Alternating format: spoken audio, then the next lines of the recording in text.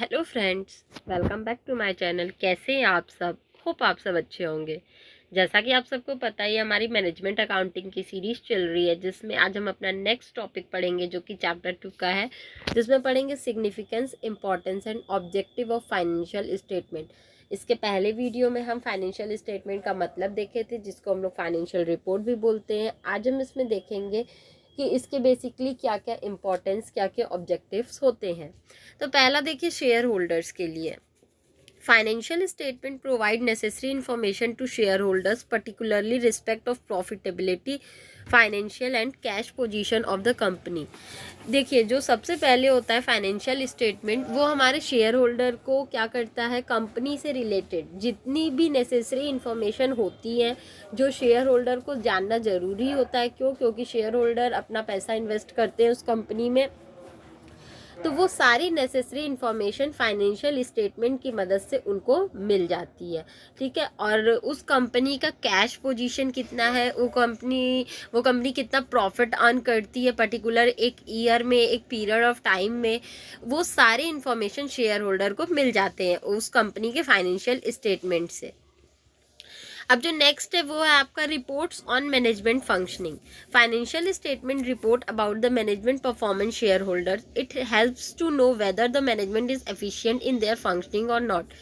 दूसरा जो इसका इम्पोर्टेंस होता है, इसका ऑब्जेक्टिव होता है ये रिपोर्ट प्रिपेयर करने का, ये ऑब्जेक्टिव होता है कि इससे हमें पता चल जाता है कि हमारी जो भी कंपनी है वो अपना वर्क अच्छे से कर रही है या नहीं कर रही है, उसके जो भी फंक्शंस हैं वो उसको अच्छे से एफिशिएंट वे में कर रही है या फिर नहीं कर रही है। और ये सारी इन्फॉर्मेशन क्या शेयर होल्डर्स को मिलती हैं। जितने भी मैनेजमेंट से रिलेटेड परफॉर्मेंस होते हैं वो सारे परफॉर्मेंस क्या होते हैं, फाइनेंशियल स्टेटमेंट में इंक्लूड होते हैं। Helps management in marketing strategy, यहाँ मार्केटिंग होगा MARKETING होगा, यहाँ पे मिस्टेक हो गया है। Helps management in marketing strategy from firm statement so that it can check out suitable strategy for the enterprise. देखिए क्या करता है, ये मैनेजमेंट को मदद करता है ताकि वो मार्केटिंग स्ट्रैटेजी बना सके अपने फर्म के लिए। ठीक है, अपने फर्म का जो भी उसके कंपनी का स्टेटमेंट तैयार हुआ, उस स्ट्रैटेजी को देख के वो तैयार कर सके कि उसके कंपनी के लिए, उसके एंटरप्राइज के लिए कौन सी स्ट्रैटेजी ज़्यादा बेटर सूट करेगी। बेसिस फॉर ग्रांटिंग है। Banks and other financial institution provide loan to business, they are interested in knowing the performance of the business. जैसे देखिए, कोई भी अगर इंस्टीट्यूशन है या कोई भी बैंक है जो कि लोन्स देती है, तो वो लोन्स किस बेसिस पे देगी, कंपनी के प्रॉफिटेबिलिटी को देख के लोन देगी। ठीक है ना।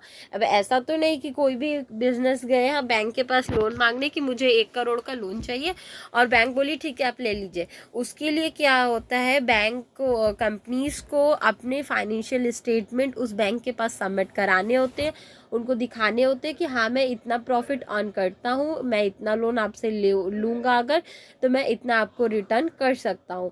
तो अगर किसी भी कंपनी को लोन्स चाहिए, एडवांसेस चाहिए बैंक से या किसी भी इंस्टीट्यूशन से, तो उसके लिए ज़रूरी होता है फाइनेंशियल स्टेटमेंट प्रिपेयर करना।